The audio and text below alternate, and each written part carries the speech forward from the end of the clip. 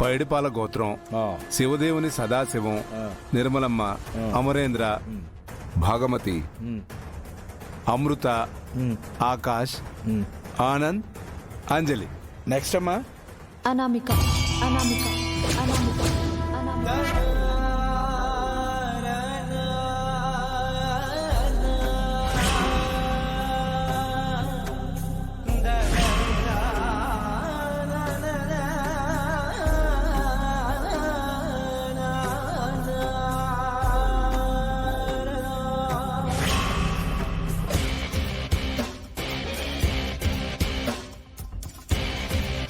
మీరంతా ఒకే కుటుంబమా కాదా?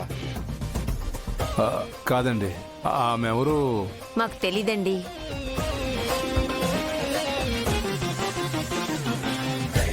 సారీ అండి, నెక్స్ట్ టోకెన్ డీటెయిల్స్ చెప్పమన్నారనుకుని నా పేరు చెప్పేశాను. నాకు వేరే టోకెన్ ఇవ్వండి. సారీ అమ్మా, అభిషేకం టికెట్లు అయిపోయాయి.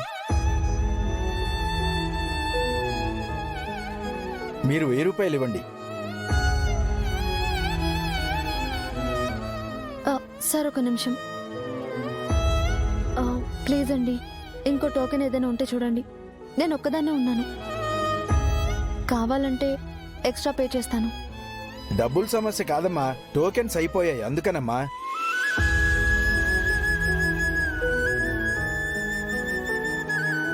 శివరాత్రి రోజు అభిషేకం జరిపిస్తే మంచిదని ఇంత దూరం వచ్చానండి.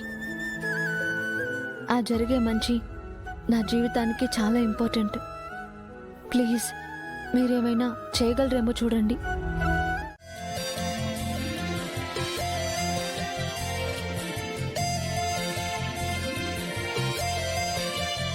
ఇప్పుడు మనం తెలుసుకోబోయేది ప్రదక్షిణాలు చేయడం వెనుక ఉన్న పరమార్థం. గుడి నిర్మించినప్పుడు దేవుడి విగ్రహం అడుగున ఉంచిన యంత్రానికి, దాంట్లో నిక్షిప్తమైన మంత్రాలకు శక్తి ఉంటుంది.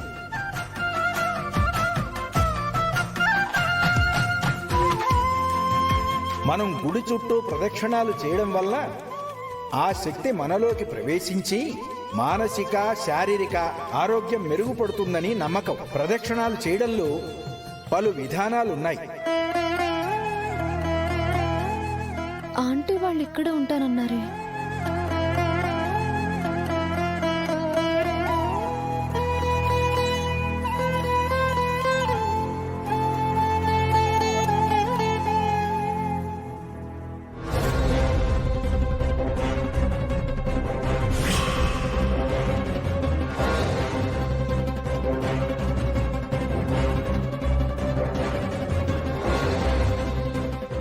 ఆంటీ ఆంటీ ఆంటీ ఆగండి.